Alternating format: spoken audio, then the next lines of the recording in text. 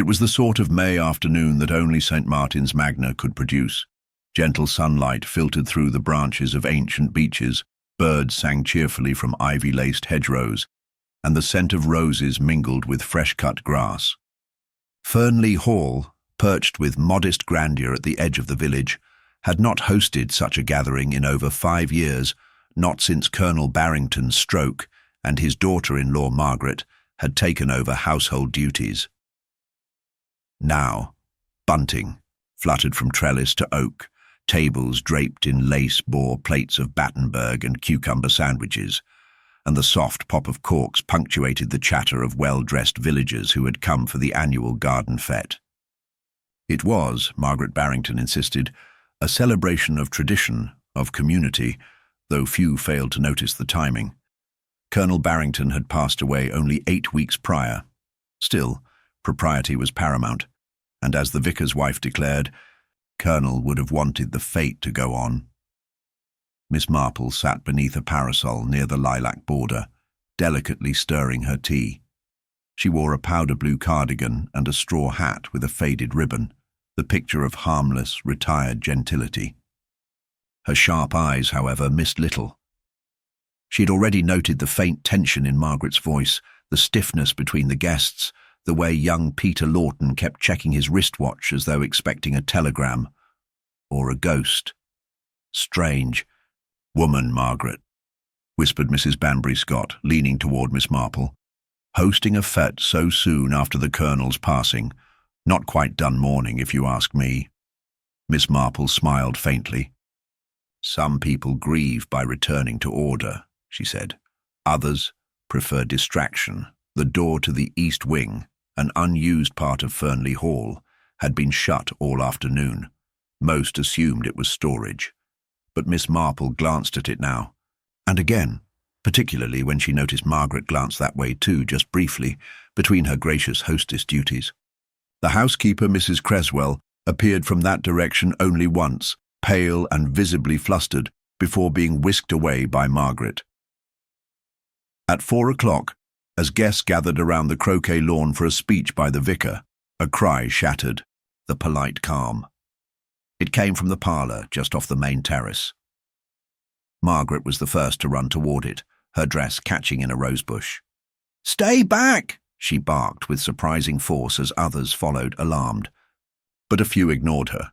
Mr. Lawton, Miss Jane Templeton, a writer with a taste for drama, and of course, the vicar's wife.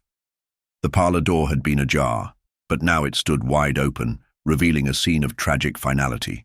There, on the Persian rug, lay a man. Youngish, perhaps in his early 30s, immaculately dressed in a city-cut suit. His face was ashen, his eyes open wide in a frozen stare of disbelief. On the table beside him sat a glass, untouched but oddly placed, almost ceremonially, near a locked leather satchel. "I say," breathed Mr. Lawton. "That's Gerald Linton, the solicitor, from Paddington." "A heart attack?" someone ventured. "Surely." But then came the second shock. The door to the side corridor, leading into the east wing, was locked, from the inside. "No keyhole," muttered Mr. Lawton, rattling the handle. "Just the sort that bolts from within, but that's not possible. That door hasn't been used since before the war." The room had one entrance and one exit. Neither had been observed opening since the start of the party. The solicitor had not been seen arriving or leaving, and yet there he lay, dead, alone in a room that had locked itself from the inside. Miss Marple, who had arrived moments after the others, quietly approached the scene. She did not speak at once. Her gaze moved from the body to the satchel, to the rug, to the untouched tea service. She did not try the doors, nor ask questions.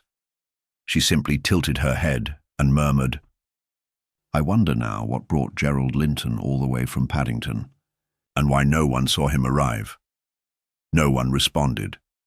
The fete was over. The peace of St. Martin's Magna had shattered, replaced by whispered questions, gasps, and the unshakable feeling that something had gone very wrong beneath the bunting. and the buttered scones. Miss Marple's tea had gone cold. The air in the parlour had grown heavy with unease. The guests, though ushered gently back to the terrace by a stern constable dispatched from the village station, spoke in subdued voices, their eyes continually drifting toward the shuttered windows of Fernley Hall. A few had already begun to leave, claiming headaches or prior appointments. Though everyone knew, they only wished to escape the growing sense that something terrible had slipped beneath their genteel Sunday routines. Margaret Barrington stood stiffly at the front entrance, her mouth a thin line of composure. She declined. The vicar's offer of company thanked Mrs. Banbury Scott for her concern, and asked, politely but firmly, that no one remain in the house beyond the servants and the local police. Her tone, all clipped civility, brooked no argument. Her eyes, though, those suggested something more fragile, something frayed. Miss Marple did not leave. Not because she considered herself immune to discomfort or disrespectful of tragedy, but because something in the whole scene whispered of disorder, of unnatural haste, carefully disguised as control. She remained quietly seated on the terrace, knitting needles clicking softly, as though to punctuate thought. No one questioned her presence. Miss Marple had a talent for blending into her surroundings, her curiosity disguised beneath a soft cardigan and the modest rhythms of domestic craft. She had observed the initial examination of the body with professional detachment. Gerald Linton, no doubt it was he, confirmed by the few who had met him during his previous visits to Fernley, was found with no visible wounds, no signs of violence. The tea service was untouched, the cup nearest him still steaming. When Margaret had burst in, the leather satchel beside him had been opened by the police, revealing nothing unusual. A notebook, a folded letter on hotel stationery, a set of legal papers bearing Colonel Barrington's name, and an envelope sealed in red wax. That last object now resided with Constable Briggs, who had taken charge while the inspector was summoned from much dithering. What intrigued Miss Marple most, however, was not the contents of the satchel, but the room itself. The parlour, she recalled, had two entrances, one leading to the terrace, where the guests had gathered, and the other, a seldom-used door into the east wing, now bolted from within. That detail had drawn considerable speculation. "Must have been suicide," muttered Peter Lawton to anyone who'd listen. "Room locked, no sign of forced entry, and that expression looked like a man who knew it was coming." "Don't be ridiculous," countered Jane Templeton, her lipstick a shade too bright for morning. "Who goes to a garden party, sneaks off into a parlour, and drops dead by accident or design? And how did he get in without anyone seeing?" That question lingered. No one had seen Gerald Linton arrive, not the gardener, who'd been pruning near the front gate, not the maids, who had been ferrying trays from the kitchen, and certainly not Margaret, who swore she'd had no word from the solicitor in over a week. "Yet," murmured Miss Marple to herself as she wound a length of soft wool into place, "his glass was set for tea. A small thing, that. But important. She found herself walking through the garden once more as the evening light softened, casting long golden fingers across the lawn. Her steps took her past the rhododendrons and into the side path that wound behind the house, an area often overlooked. There, between the library window and the pantry vent, she saw something odd, a set of faint scuff marks in the gravel, as though someone had stood there for some time, turning in place, uncertain. Above the marks was a narrow servant's door, rarely used, and near invisible beneath the shadow of the ivy. She noted it, and kept walking. Inside the house, Constable Briggs was busy questioning the staff.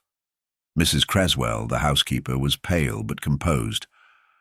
"I was in the east wing most of the afternoon," she explained, "tidying. That part of the house hasn't been used much since the Colonel took to his chair. Just dusting, you understand. And you didn't hear anything?" "No, sir. Nothing." I came through to the parlour shortly before the scream. I saw the gentleman and ran straight to Mrs. Barrington. Did you know Mr. Linton was in the house? Her lips tightened. No, sir. Not until I saw him there. Dead. Miss Marple, listening just out of sight, tilted her head thoughtfully. Mrs. Cresswell had always been a precise woman, not prone to hysterics or flights of fancy, but there had been something hesitant in the way she said gentleman, as if the word itself felt unfamiliar in her mouth. She would return to that. Later, as the sun dipped below the horizon and the last of the guests had vanished into the neat lanes of St. Martin's Magna, Miss Marple found herself invited, rather reluctantly, into the drawing-room by Margaret Barrington herself. I suppose, Margaret said, pouring sherry into 2 small glasses, you intend to stay until the inspector arrives. I never presume, Miss Marple said with a mild smile, but I do worry when a man dies in a locked room. Margaret gave her a tight look. You think I had something to do with it? Oh, no, dear. I think you're exhausted and far too controlled for someone who's just had a man die in her parlour. That worries me for quite different reasons. Margaret didn't answer. She sat, her hands folding over one another, restless. You knew Mr. Linton? Barely. He handled some of my father-in-law's financial arrangements. He came down last month, charming in a rather slick way, seemed quite keen on reviewing the Colonel's will. That's a curious way of putting it. Margaret sipped her sherry. He claimed there might be something irregular in the papers, implied, without, saying that someone might challenge them. Who? I don't know. Perhaps Peter, or that second cousin Agatha. She always felt slighted. Miss Marple's fingers toyed with her knitting bag. And you didn't expect him today? No. If I had, I wouldn't have hosted a fete. Unless, of course, you wanted everyone present for another reason. Margaret's hand tightened on the glass. Are you suggesting I lured him here to kill him in front of a crowd? Not at all. But I do find it puzzling that no one saw him arrive, yet he somehow appeared in the locked parlour, prepared for tea, as if he had been expected by someone. Margaret did not reply. Miss Marple stood. Do excuse me, dear. I think I'll take a short stroll before the inspector arrives. I find dusk brings out the truth in a place. Outside, the breeze had cooled. The house loomed quieter now, Fernley Hall's dark windows reflecting the last embers of light. As she passed the parlour, she paused again. The door to the east wing remained bolted, but she crouched gently and studied the floor beside it. A small piece of broken wood, no longer than a finger, and flat. She picked it up delicately and tucked it into her bag. It looked, she thought, like the end of a matchstick. Not the sort used for candles or fireplaces, the sort perhaps used for jammed locks. Her eyes twinkled. She moved on.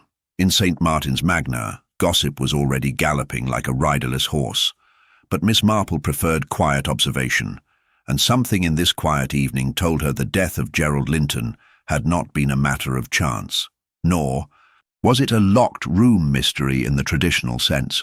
No, someone had wanted it to appear impossible, and when people try very hard to make something look impossible, it usually means they had a very good reason, a reason worth killing for. Inspector. Cray had the look of a man wearied by the wrong kind of crime. In his youth, he might have harboured ambitions for the big cases, robberies with international flair, spies lurking in train compartments. But now, deep into middle age, his beat mostly involved missing poultry, forged wills, and the occasional, unfortunate drowning. Murders, especially ones involving locked parlours and dead solicitors, upset his sense of order. And when Miss Marple rose to greet him outside Fernley Hall that evening with her usual calm, he sighed softly under his moustache. Ah, Miss Marple, I might have known. Inspector, she said with polite warmth, I trust you've been brought up to speed. As much as I can be, he said, glancing down at his notepad. Gerald Linton, solicitor from London, found dead in the Barringtons. Parlour, room locked from the inside. No wounds, no struggle, no witnesses, quite the tangle. I find, Miss Marple said gently, that things which appear tangled usually begin with something very simple. He made a non-committal sound and gestured toward the door. I'd best see the body. The parlour was quiet now, the furniture respectfully covered, the tray of tea removed, save for the cup nearest the deceased. Linton's body had already been taken to the village mortuary, but a chalk outline remained, along with the faint scent of lavender polish and scorched dust. From an overworked electric fire, the inspector walked slowly about the room, muttering observations to himself, pausing now and then to peer at the windows. No forced entry, not a latch disturbed. You're certain, Briggs? Constable Briggs nodded firmly. Double-checked them myself, sir.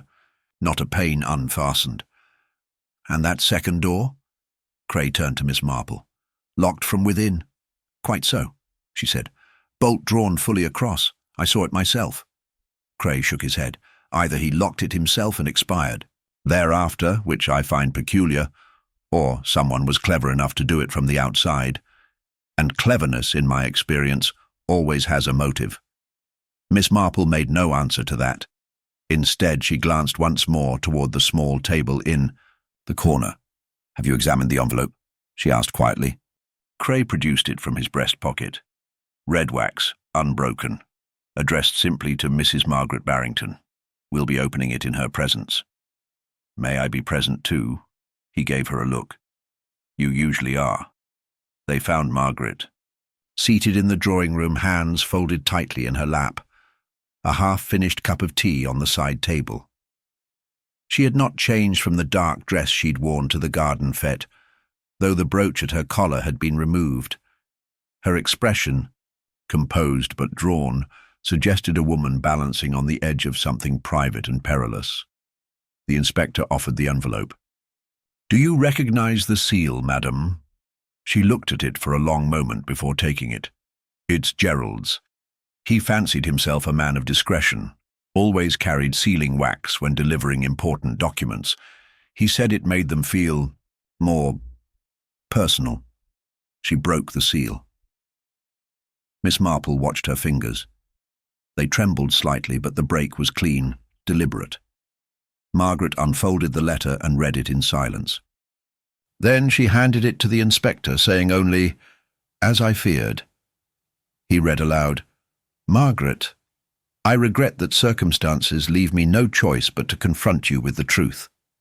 The matter regarding Colonel Barrington's most recent amendment is not merely an oversight. I have received evidence, unsolicited I might add, suggesting undue influence and a forged signature. If these allegations prove true, I'm obliged to act in the interest of justice and the family estate. I intend to speak to you privately before approaching the authorities. Yours, G.L." Cray lowered the paper. "Did you influence the Colonel's will?" Margaret's face stiffened. "He was a proud man, Inspector, but not well. Toward the end, he grew confused, easily led.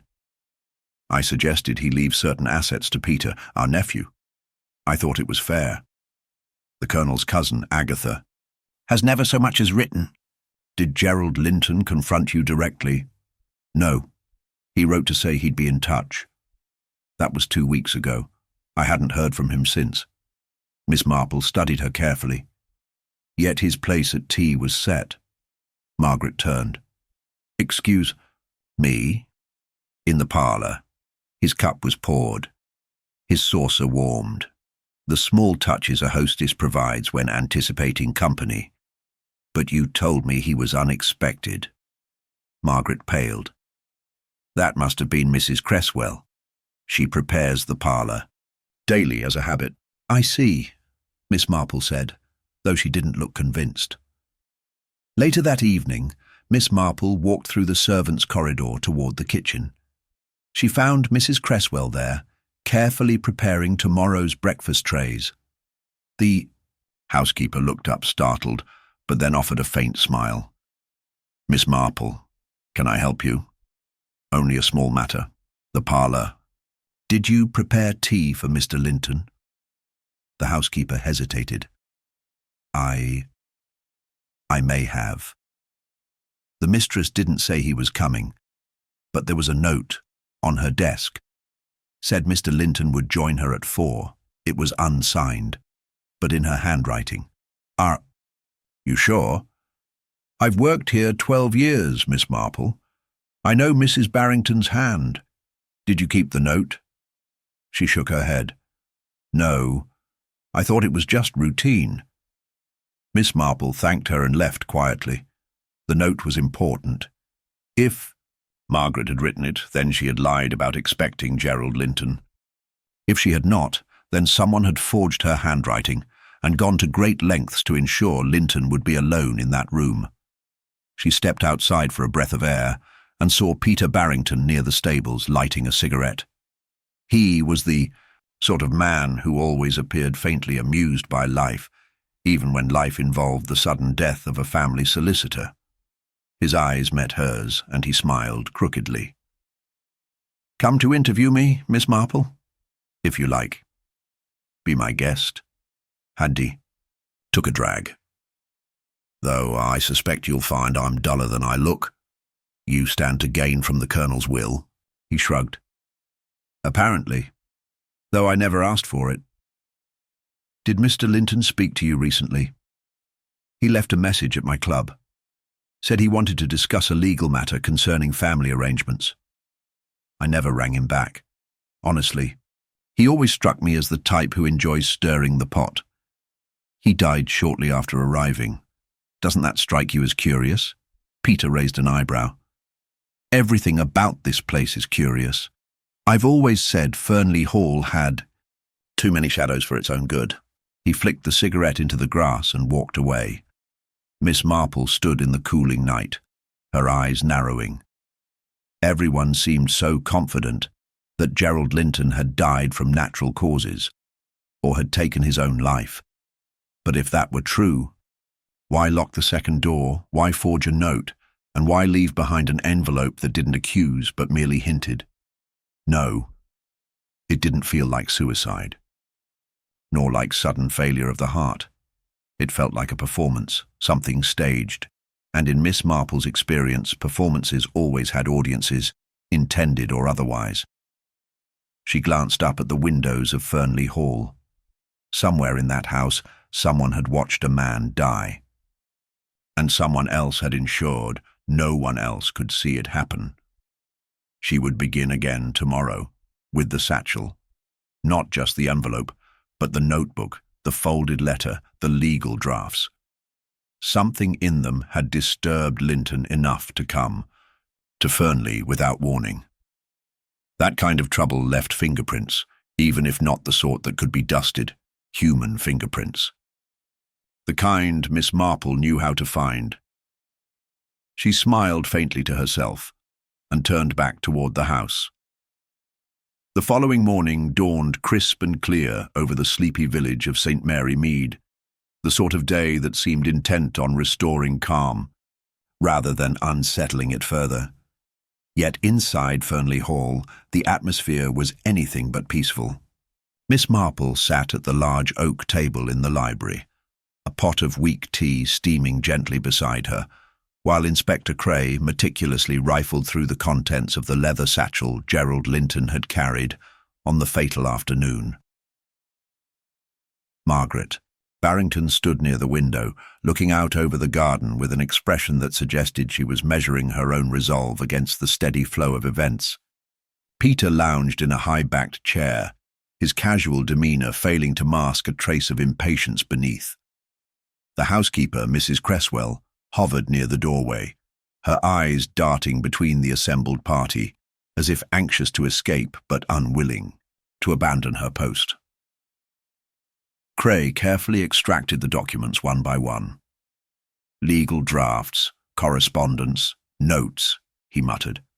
Nothing overtly suspicious at first glance, but perhaps the devil's in the details. Miss Marple, meanwhile, was focusing on the edges of a folded sheet, slightly crumpled and worn. "May I?"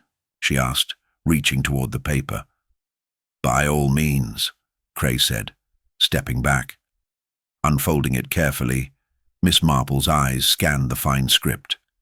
It was a draft of a new will, unsigned and undated, but its contents were striking. Property, and substantial sums were being redirected away from the Barrington family to an unfamiliar name, Caroline Hastings. Peter raised an eyebrow. That name's never come up before. Indeed, Miss Marple murmured. Not in polite conversation, at any rate. Margaret's hand clenched the windowsill. Who is this Caroline Hastings? She demanded. I've never heard of her. Peter was the first to respond. The colonel had his secrets, it seems. He mentioned an old flame once or twice. Caroline was the daughter of his commanding officer during the war. They lost touch when she moved abroad. Was the colonel still in contact? Miss Marple asked. No, not that I know of. Peter's voice was measured, but there was a note of regret. He didn't speak much of her. Inspector Cray jotted a note. So, the colonel intended to change his will, but never got around to it. That gives us a time frame for when Linton might have become concerned. Precisely, Miss Marple said. And if Mr. Linton arrived to discuss this very matter, he might have had a motive to pressure Mrs. Barrington into accepting the changes, or to warn her against them. Margaret shook her head, her composure faltering for the first time. I would never have agreed to such changes. Peter is family. Caroline is a stranger. Strangers can become family in ways we don't always expect, Miss Marple replied gently. But I wonder whether there might be someone else, someone closer, who stands to lose if the colonel's affections were divided. Peter's gaze sharpened. Are you suggesting? I'm only observing, Mr. Barrington. The past has a way of creeping into the present. Miss Marple's thoughts turned to the locked parlour, that final stage upon which Gerald Linton had met his end. The door that locked without a key had been a puzzle, but now, with the unfolding evidence, it took on a more sinister tone. The tomb will, the note, the careful preparation of tea, all indicated a calculated plan, not a crime of passion or chance. Tell me, Mrs. Barrington, Miss Marple said, addressing Margaret, when was the last time the colonel showed you this draft? Will, Margaret's eyes dropped to her hands. He showed it to me 2 weeks ago. He was confused, unsure what he wanted. I tried to explain that certain changes could unsettle the family. And what of Caroline Hastings? Did you ever meet her? No, Margaret answered firmly. I wouldn't allow it. Miss Marple nodded thoughtfully. And Peter, you mentioned a message left at your club. Did you ever inquire about the nature of that family arrangement Mr. Linton wished to discuss? Peter shrugged. I can't. Say I gave it much thought. The man was often involved in other people's affairs. I assumed it was routine. Routine or not, Miss Marple said. Some matters carry more weight than a polite invitation. The inspector, ever practical, stood abruptly. We should question the staff. Someone must have noticed who had access to the parlour that afternoon. The locked door suggests premeditation. It's not a crime of opportunity, Miss Marple agreed, and soon the household staff assembled in the dining room. The gardener, the cook, the maid, and Mrs. Cresswell were present, each offering varying degrees of information, guarded and vague. Mrs. Cresswell was the most forthcoming, though her nervous glances betrayed her unease. I remember Mr. Linton's arrival, she said. He seemed a bit anxious. The mistress was out in the garden when he arrived. I prepared the parlour as usual. The note was on the desk, but I didn't think much of it. Did anyone else have access to the parlour that afternoon? Inspector Cray pressed. Only the mistress and myself, Mrs. Cresswell answered quickly. The others were elsewhere. Miss Marple leaned forward. And the note on the desk, was it signed or marked in any way? Just a scribble, Mrs. Cresswell said. I thought it was from the mistress, so I followed it. Did you see anyone handle it before you prepared the tea? Miss Marple asked softly. "No, ma'am," the housekeeper replied. "I wasn't paying close attention." The maid shifted uncomfortably but said nothing. The cook claimed she had been busy in the kitchen, oblivious to the comings and goings. Peter's expression darkened as the questioning continued. If no one else had access, then how did the door lock from the inside? "That's the question," Cray said grimly. "Either Mr. Linton locked it himself before dying, or someone used some device to lock it from the outside. But no one's found anything." Miss Marple quietly examined the lock on the door again. It was a simple mechanism, but old. She gently pulled on the bolt. "I wonder," she murmured, "whether the key itself might hold a secret." "Meaning?" asked the inspector. Miss Marple smiled faintly. If the door was locked without a key, perhaps the key was used, and then removed in a clever manner to suggest it locked from within. It would require subtlety and knowledge of the house. Cray frowned. The suspects narrow considerably. Margaret's voice trembled as she spoke. "But who would want to kill Mr. Linton? He was a solicitor, not a threat to anyone. Not." "Always the kind of threat we expect," Miss Marple said. "Sometimes the dead man's words carry more weight than his actions." As the afternoon wore on, Miss Marple remained silent, her mind weaving the threads of conversation, glances, and half-truths into a delicate tapestry of human motive and opportunity. She watched Peter closely. His charm was thinly veiled arrogance, yet his casualness about the entire affair felt rehearsed, almost too effortless. And then there was Margaret, whose steady mask began to crack under the weight of the day's revelations. Miss Marple knew that the next days would bring more secrets to light, and with them the answers to the locked door and the mysterious death of Gerald Linton. But for now, she only had questions that required patient observation and the slow unraveling of truth hidden beneath polite smiles and guarded hearts. The game had only just begun. Miss Marple spent the evening quietly in her room at Fernley Hall, the soft glow of a shaded lamp casting gentle light over her knitting as she pondered the day's events. The conversations in the library and the dining room had left a trail of subtle clues and uneasy silences, each revealing more about the complicated web of relationships surrounding Gerald Linton's death. She was keenly aware that the appearance of calm in St. Mary Mead was merely a fragile veneer, beneath which currents of resentment and fear churned. The knock at her door startled her from her thoughts.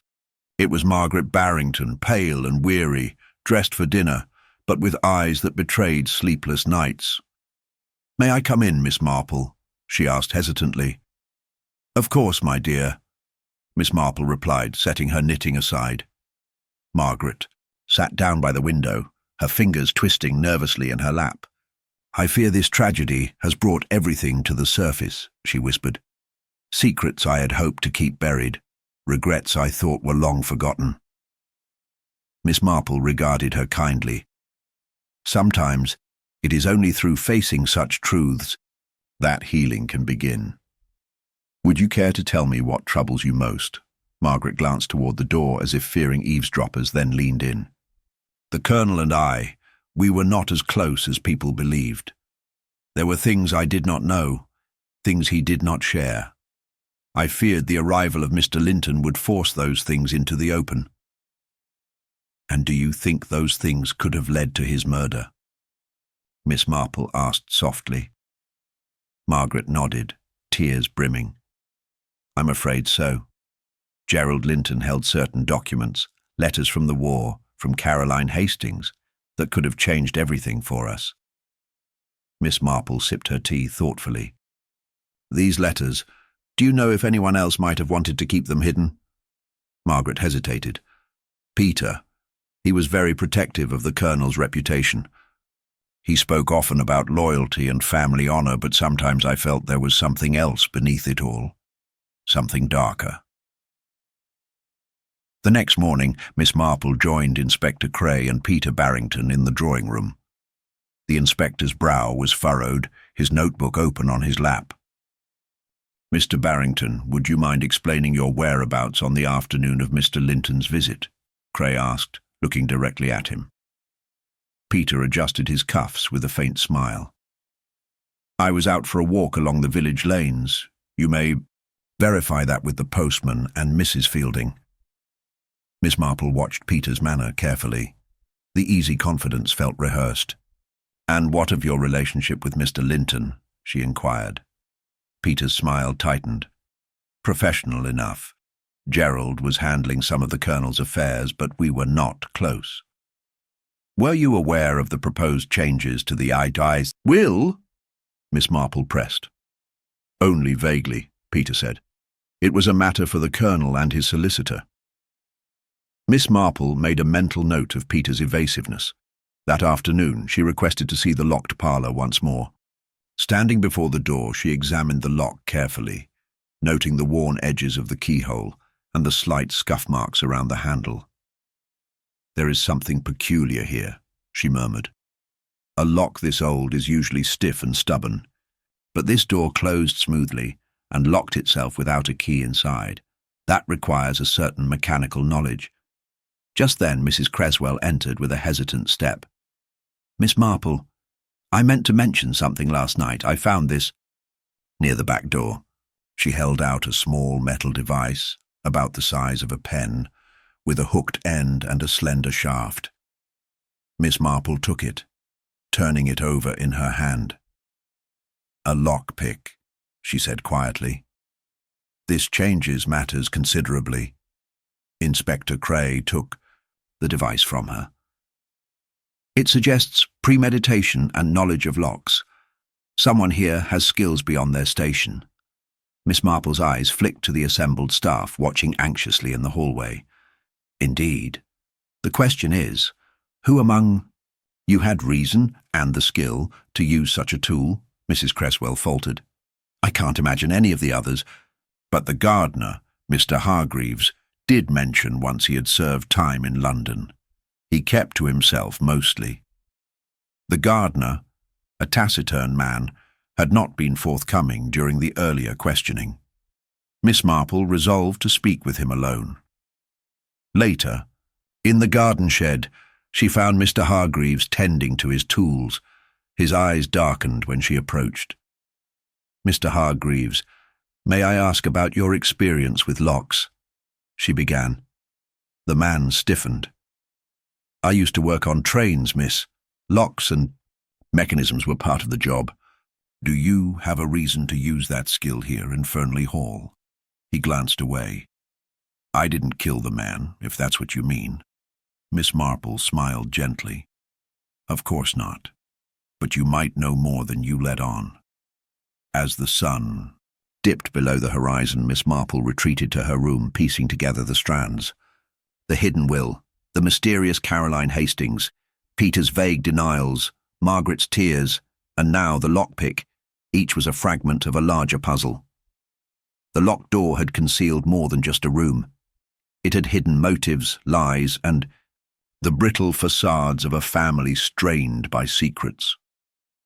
Miss Marple knew the truth was close, but like the ticking of an unseen clock, the final revelation would wait until the moment was just right. For now, the village of St. Mary Mead held its breath as the shadows lengthened and the game of human nature deepened. The following morning dawned grey and misty over St. Mary Mead, the faint chill in the air urging the villagers indoors despite the promise of spring.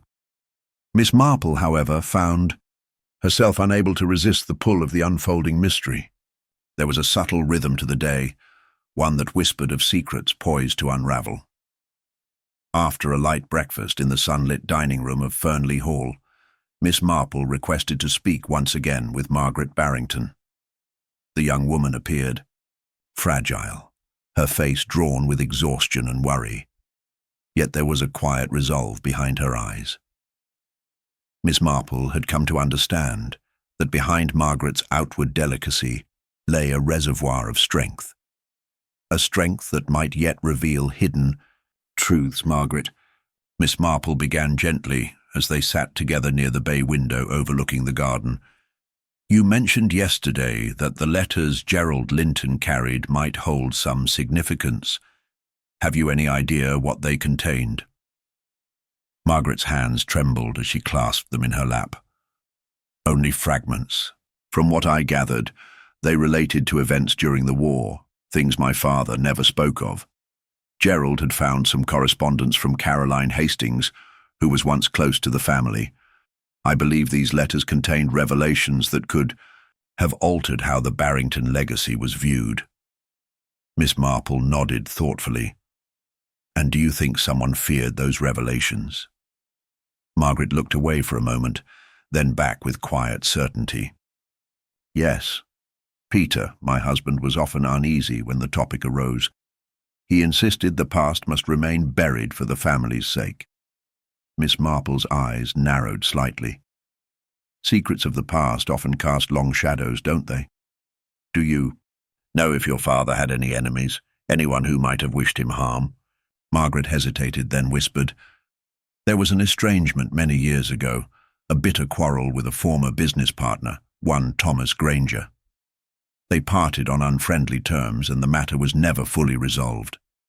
The mention of Granger sparked a memory in Miss Marple, a man who had recently returned to the village after years away, running a modest antiques shop on the edge of town. Could he have a part in the tangled affairs of the Barrington family? Later that afternoon, Miss Marple took a leisurely walk through the village, her keen eyes noting the subtle changes since the tragedy. The once cheerful chatter of the marketplace was subdued, glances were exchanged furtively, and whispers followed her as she passed. She stopped briefly before the modest antiques shop, its dusty windows lined with curiosities from distant times. Inside, Thomas Granger was tending the counter, a weathered man with sharp eyes and an air of cautious reserve. Miss Marple greeted him warmly. "Mr. Granger, I hope you don't mind my intrusion. I wish to ask you a few questions about your past acquaintance with Colonel Barrington." Granger's expression tightened. "I'm afraid that chapter of my life is best left closed, Miss Marple. Old wounds do not heal easily." "Yet I believe that some of those wounds might have more to say," she replied gently. "There are matters concerning Gerald Linton's death that touch upon the history you shared with the Barrington family." He sighed heavily and motioned for her to sit. "Years ago, Peter and I were business partners in a venture that fell apart disastrously. There were accusations, misunderstandings, none of it pretty. When the war came, we lost contact. I returned only recently, hoping for a fresh start, but it seems the past is not so easily escaped." Miss Marple's fingers tightened around her handbag. "Did you have any dealings with Gerald Linton before his death?" Granger shook his head. "No direct dealings, but I had heard he possessed documents that could have reopened old disputes between Peter and myself. I did not seek them out. The past is a place I wish to avoid." Yet the subtle tension in his voice suggested otherwise. Returning to Fernley Hall, Miss Marple found Inspector Cray deep in conversation with Peter Barrington. The younger man's composure was as polished as ever, but a flicker of unease shadowed his features. "Inspector," Miss Marple interjected smoothly, "I understand there is talk of another visit to the locked parlour." Cray nodded. "Yes, Miss Marple. We believe there might be more to discover. The lockpick found yesterday suggests the door was deliberately secured to hide something." Peter glanced toward Miss Marple, a flicker of recognition in his eyes. "I have no doubt that room holds secrets my father intended to keep." That evening, as twilight deepened, Miss Marple was permitted to enter the parlour again, this time accompanied by Cray and Peter. The room smelled faintly of aged wood and forgotten memories.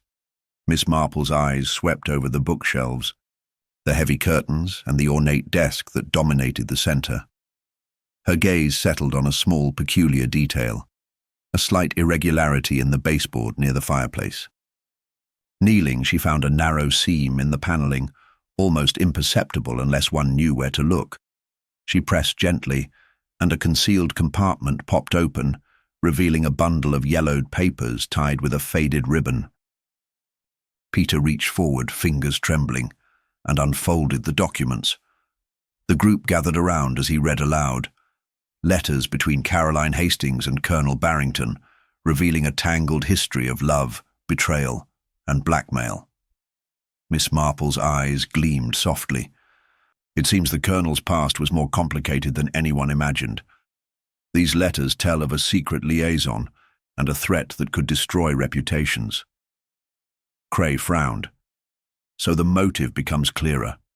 Someone desperate to prevent those letters from becoming public. Peter's face paled. I never knew. I thought I understood my father. The evening closed with a heavy silence, the weight of unspoken truths settling over Fernley Hall. Miss Marple retired to her room, her mind weaving together the threads of jealousy, fear, and deceit. The locked door had hidden not only letters, but the fragile trust of a family fractured by secrets. Tomorrow would bring new questions, and perhaps the first true glimpse of the murderer lurking behind polite smiles and quiet facades. But for now, the village waited, caught in the delicate balance between revelation and ruin. The morning air was crisp as Miss Marple stepped onto the porch of Fernley Hall, the pale sunlight filtering through the budding branches of the garden. Trees. The discovery of the hidden letters had cast a new light over the investigation, yet the puzzle was far from complete. The delicate balance between truth and deception still hung precariously in the air, and Miss Marple knew that the next steps required both patience and keen observation. As she made her way to the village, she found herself reflecting on the shadows those letters cast.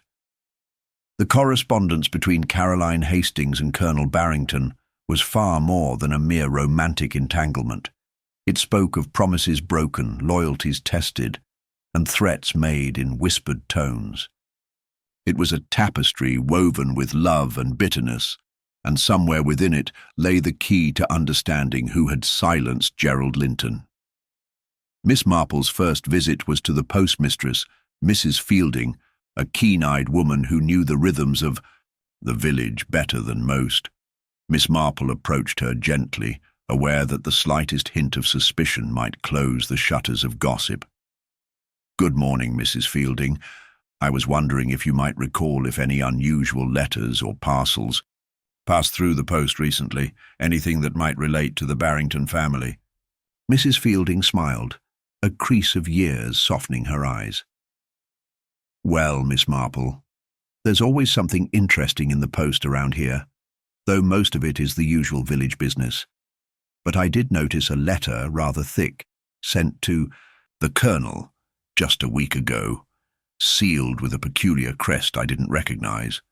It arrived, but was never collected. Do you still have it?" Miss Marple asked.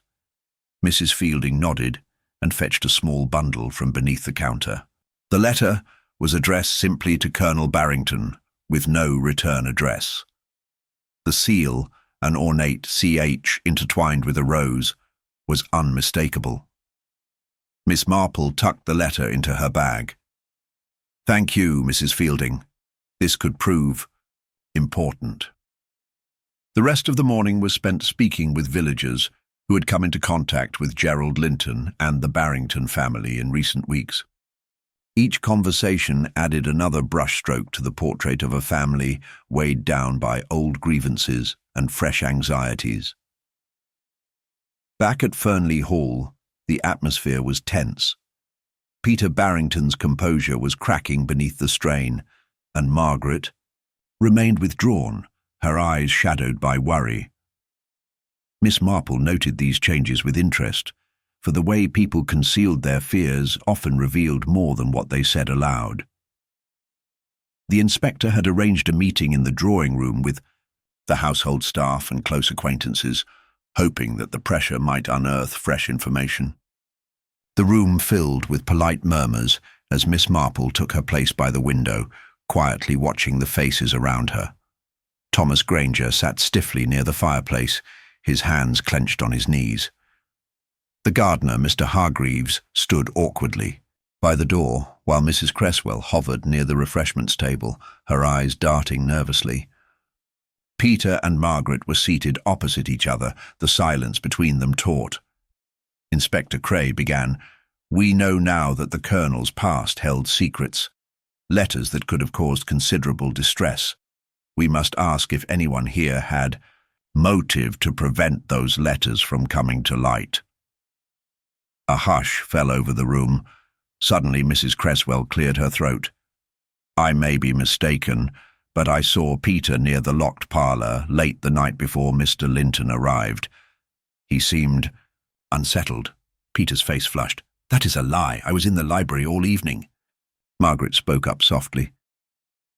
"Peter did leave the room briefly that evening. I noticed his absence." Miss Marple's eyes twinkled slightly. "Absence is often a telling presence, don't you think?" The inspector nodded thoughtfully. "Mr. Barrington, we shall need to confirm your movements that night." Peter nodded stiffly, the tension between him and Margaret growing more palpable. After the meeting dispersed, Miss Marple took a moment with the gardener. "Mr. Hargreaves, you have been quiet through this. Is there something you wish to share?" The gardener hesitated, then said, "I saw a light in the locked parlour the night before the murder. I thought it was just a lamp, but now I'm not." "So sure?" Miss Marple's curiosity was piqued. "And did you see who might have been inside?" "No," he admitted. "It was too dark outside, but someone knew the lock well enough to use that pick."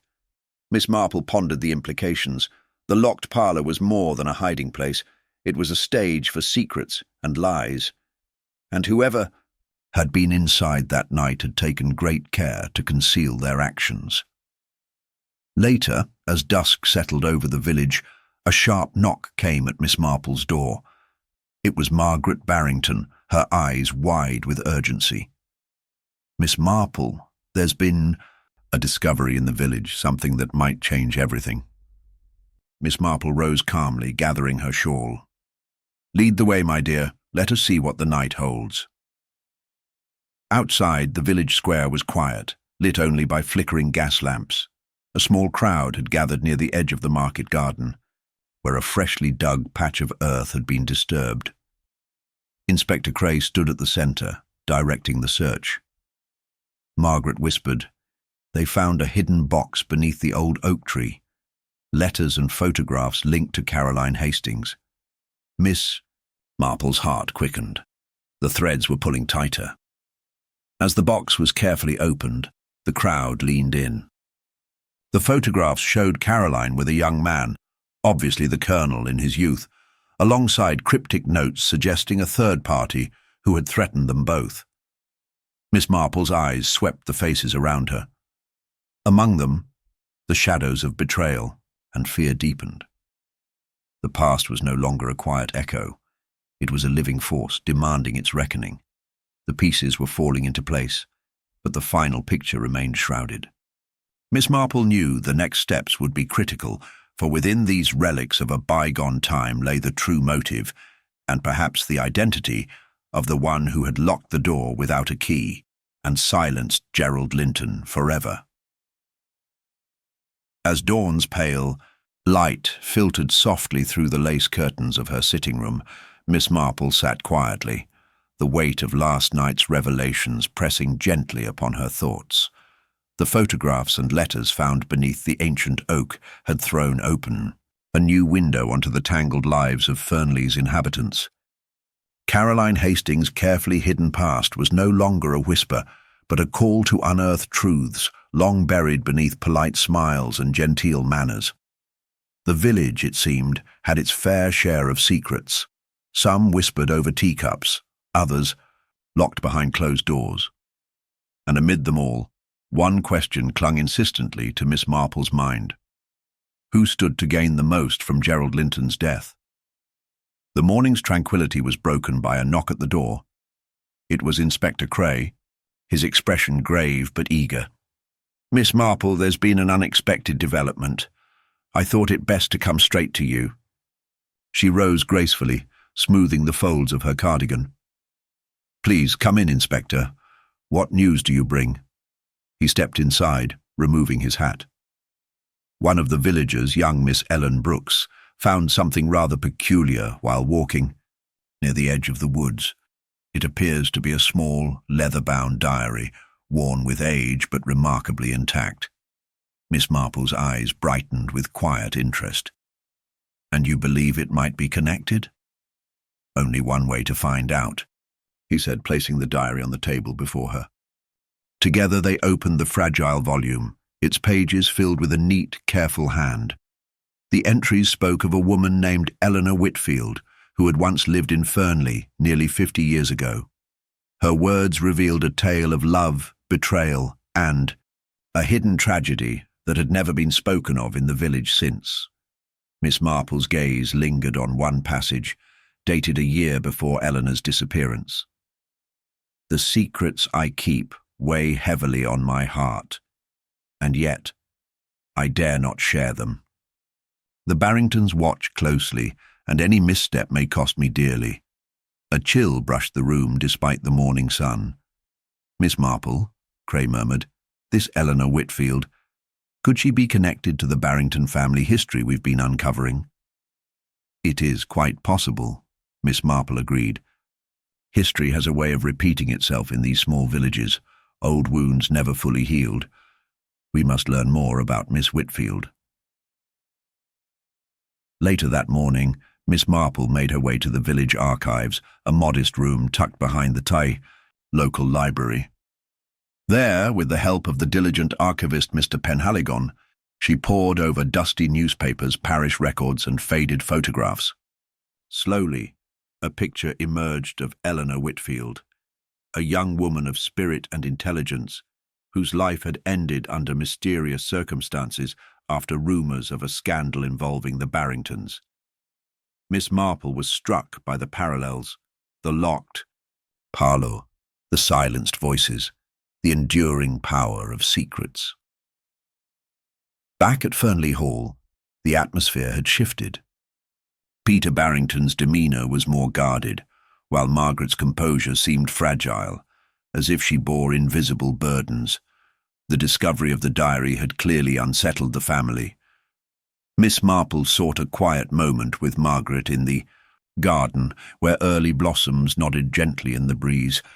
Margaret, she began softly, do you remember Eleanor Whitfield? Margaret's eyes darkened with memory. Yes. I was a child then, but I recall the whispers. My mother warned me never to speak of her. There was much about the past that our family wished to keep hidden. Did your mother ever tell you? Why? Margaret hesitated, then shook her head. Only that some things are better left forgotten. Miss Marple smiled kindly. Sometimes, my dear, it is by uncovering what has been hidden that we find peace. That afternoon, the inspector arrived with news of a startling discovery.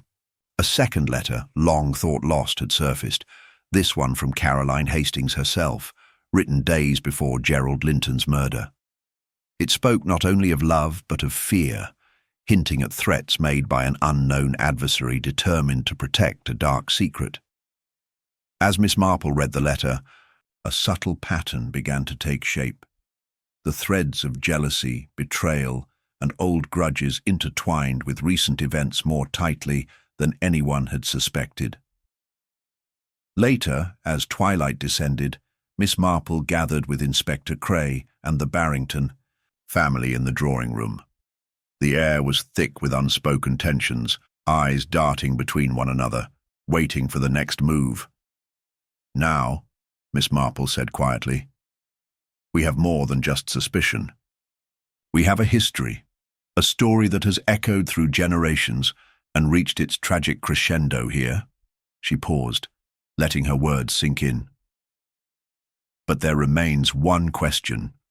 Who locked that door without a key, and why was Gerald Linton silenced before he could reveal the truth? No one answered, the silence stretching taut. Miss Marple's gaze flicked to Peter Barrington. You seemed very eager for the case to be closed quickly. Might it be because the truth threatens more than you care to admit? Peter's jaw tightened, but he said nothing. "And you, Margaret," Miss Marple continued, "you hold memories not yet spoken aloud. What burden do you carry that has made you so guarded?" Margaret's eyes glistened with unshed tears, but she said only, "Some secrets are harder to share than others." The inspector cleared his throat. "Miss Marple, what do you propose?" "We must look deeper into the village's past, and listen more closely to what is said and unsaid," she replied. "Sometimes it is not the loudest voices that tell the truth, but the quiet ones." As the evening shadows lengthened, Miss Marple found herself once again walking the familiar village lanes. The puzzle pieces were slowly fitting together, revealing not just a murder but the intricate web of human frailty and resilience. And in the silence of the night, she knew the heart of the mystery lay still hidden, waiting for the careful eye and patient mind to bring it into the light. The morning air was crisp and carried with it a faint scent of damp earth and budding flowers, a subtle reminder of spring's quiet insistence in Fernley. Miss Marple, seated at her small writing desk by the window, allowed her thoughts to drift back over the tangled threads of the mystery that had unsettled the village. Each new piece uncovered seemed to draw her deeper into a web of old resentments and carefully concealed truths. Yet there was still a lingering sense of something vital just beyond reach, a hidden motive, a final confession yet to be coaxed into daylight. As the village slowly awakened, so too did a new energy stir within Miss Marple's mind. She resolved that today she would speak once more with those whose lives intersected with Gerald Linton's final days. Their words, she hoped, might reveal the delicate nuances overlooked by the more obvious facts. Her first visit was to the modest cottage of Ellen Brooks, the young woman who had discovered the leather-bound diary. Ellen, with her bright eyes and earnest demeanour, greeted Miss Marple warmly, though there was a flicker of unease beneath her polite smile. "I thought I ought to tell you, Miss Marple," Ellen began hesitantly, "that I saw someone near the woods yesterday afternoon. It was late, and the light was fading, but I'm quite sure it was Peter Barrington. He seemed agitated, and I heard him muttering about keeping the past buried." Miss Marple's eyes twinkled behind her spectacles. "How very interesting, Ellen. Did you notice where he went after that?" Ellen shook her head. "No, he disappeared down a narrow path I've never seen before. I meant to follow, but I was too frightened." "That path," Miss Marple murmured, "is seldom used. We shall see where it leads." Thanking Ellen, Miss Marple took her leave and made her way toward the edge of the village, where the tangled undergrowth concealed the narrow trail Ellen had described. The path wound through ancient oaks and brambles, twisting and turning until it opened onto a small clearing where a ruined stone wall lay half swallowed by ivy. Miss Marple's gaze was drawn to a series of faint footprints leading toward a dilapidated shed. The door was slightly ajar, creaking softly in the breeze. She pushed it open with care and stepped inside. Within, the dim light revealed a clutter of old farming tools, discarded crates, and beneath a dusty tarp, a box. Carefully, Miss Marple lifted the cover to find a collection of letters and photographs tied with a faded ribbon. Her heart quickened as she realized these could be the missing link between the generations of secrets she had been unraveling. Later that afternoon at Fernley Hall, Miss Marple presented her findings to Inspector Cray and the Barringtons. The letters, written in a delicate script, were from Eleanor Whitfield to a man named Thomas Barrington, Peter's great-uncle.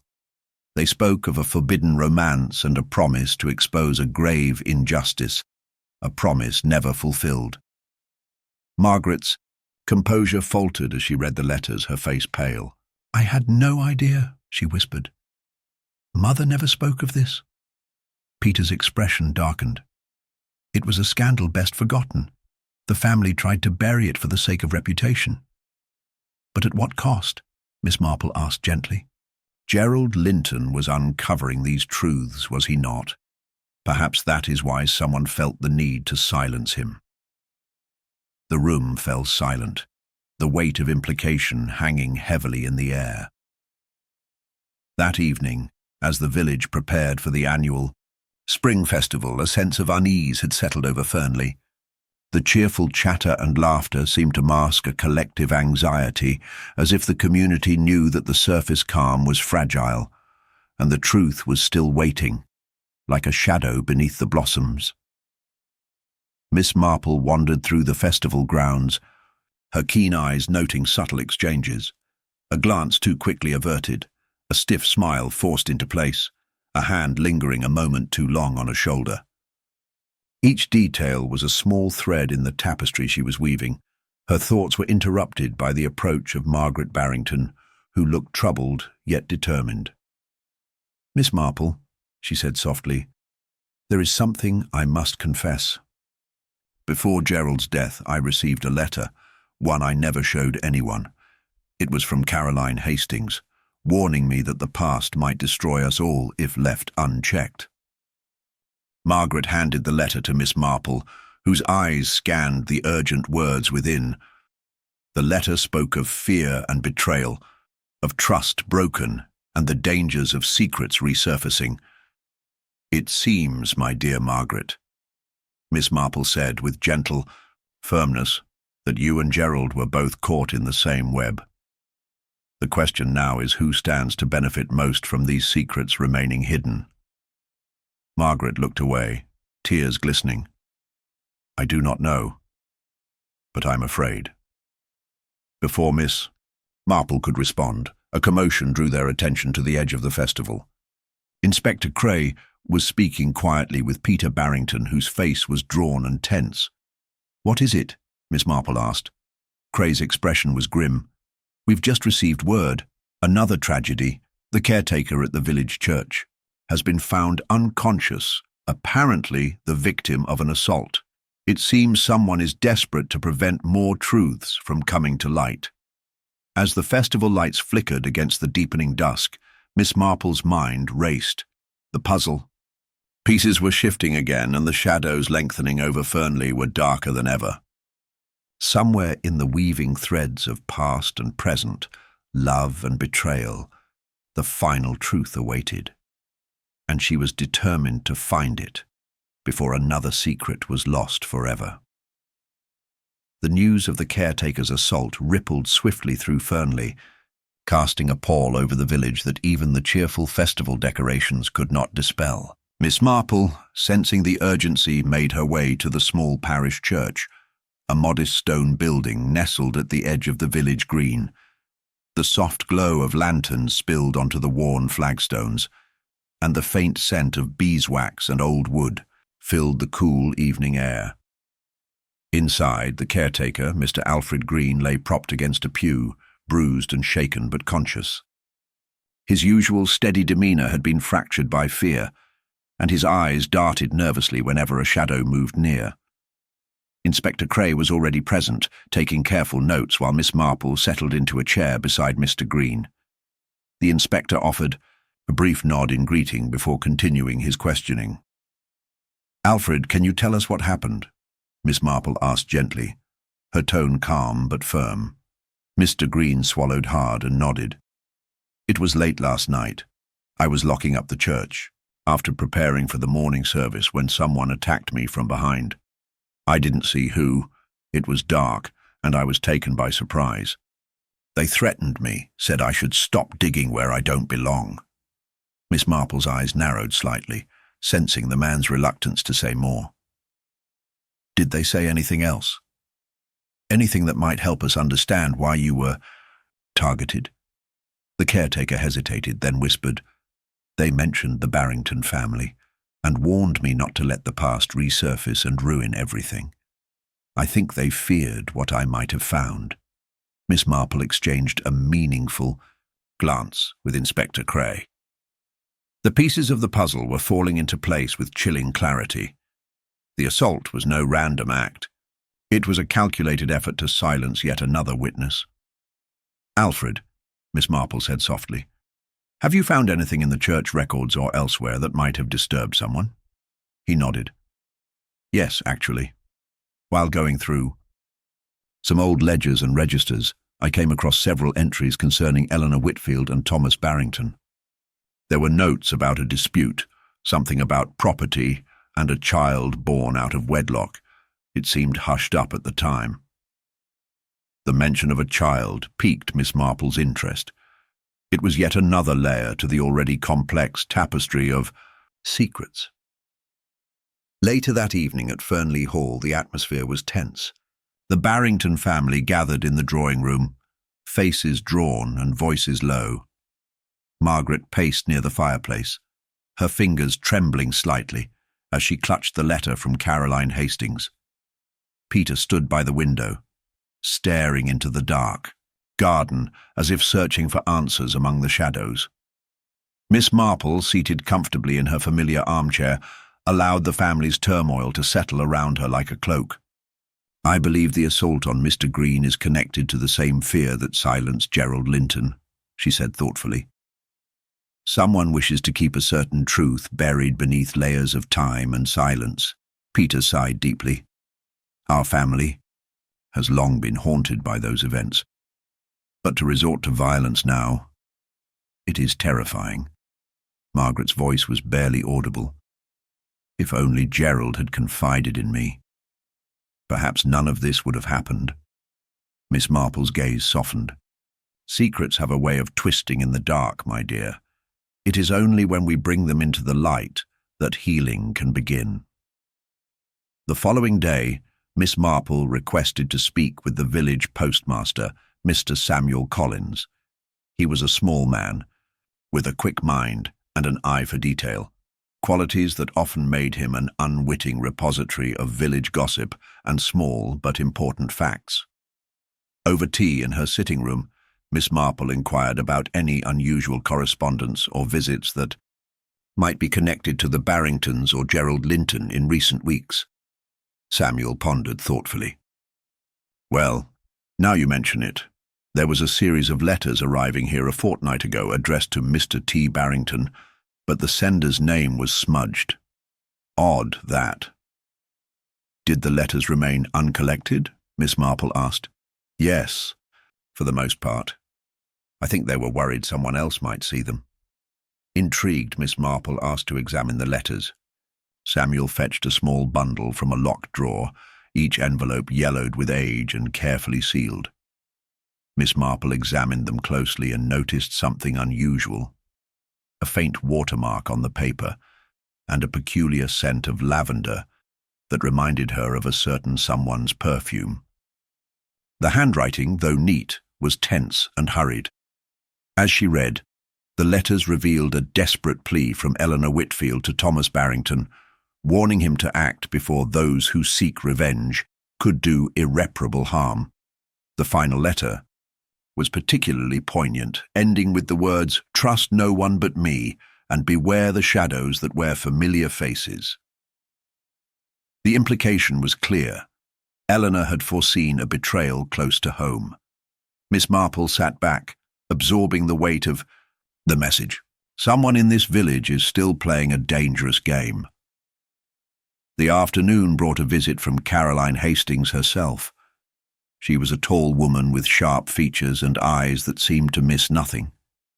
Caroline had remained quietly observant throughout the unfolding drama, but now she stepped forward with an urgency that surprised even Miss Marple. "I must tell you something," Caroline began, her voice low.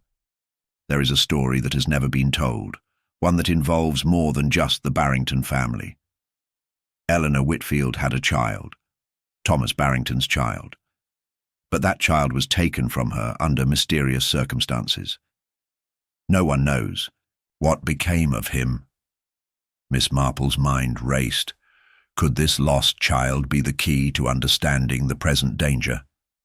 Caroline continued, "There have been whispers of a person returning to Fernley, someone who might claim what was taken away. That person would have every reason to want revenge." The room grew still, the air thick with unspoken fears.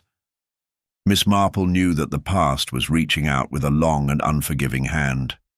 As evening fell, she sat by the window once more, gazing out at the darkening village.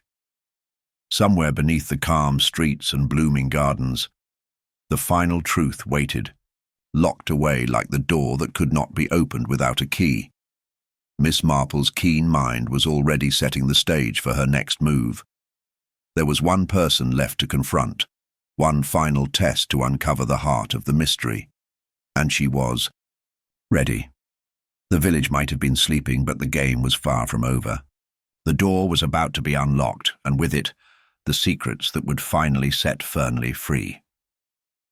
Miss Marple sat quietly in the drawing-room of Fernley Hall, the fire casting flickering shadows that danced across the portraits of stern ancestors, watching over the room.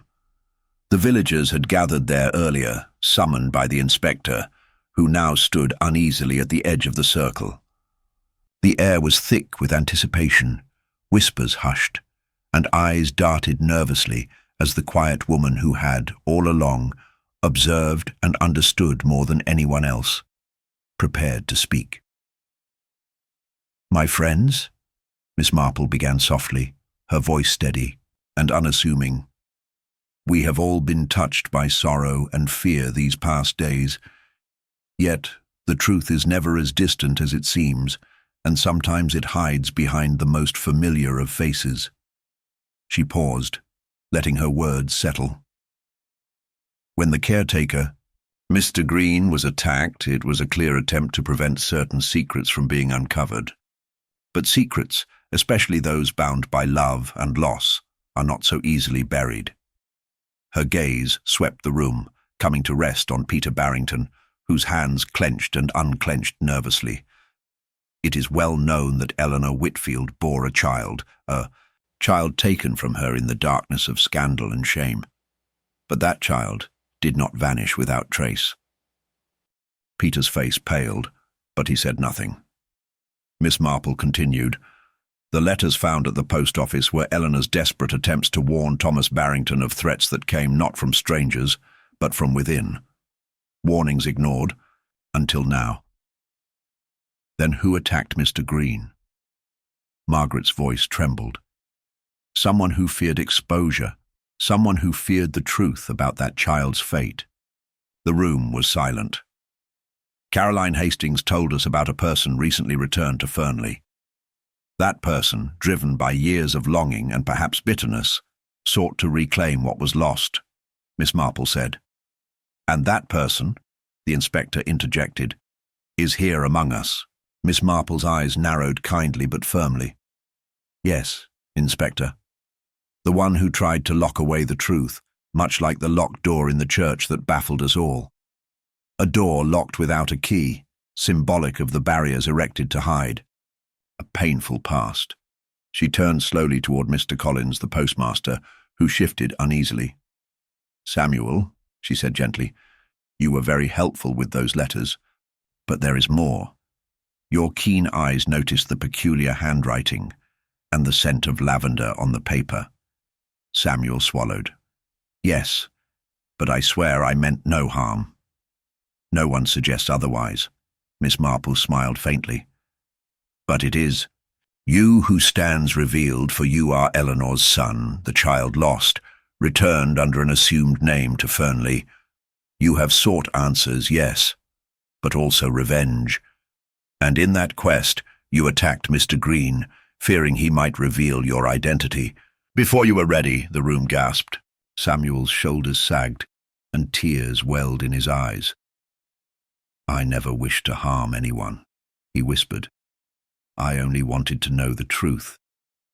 About my mother, my father, about this village that took everything from me." Miss Marple nodded with sympathy. "And in your pain, you became the shadow that sought to silence the past. But the truth, like this door, cannot remain locked forever." Inspector Cray stepped forward to place a comforting hand on Samuel's shoulder. "It's over now. We will see that justice is tempered with mercy." The village sighed, a collective release of tension and grief. mingled with hope.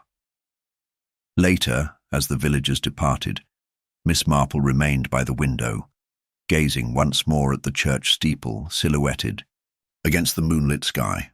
The locked door had been opened, not just a physical barrier, but the walls of silence and secrecy that had bound Fernley for decades. Human nature, she mused softly to herself, is a curious thing. It hides its darkest fears beneath the guise of civility, yet it yearns for understanding and forgiveness all the same. With a gentle smile, she settled into her chair, content that for now peace had been restored and the village could begin to heal. The mysteries of Fernley had been laid bare, not by force or spectacle, but by the quiet, persistent wisdom of observation and compassion. Miss Marple's work was done, and the door that locked without a key had finally been opened.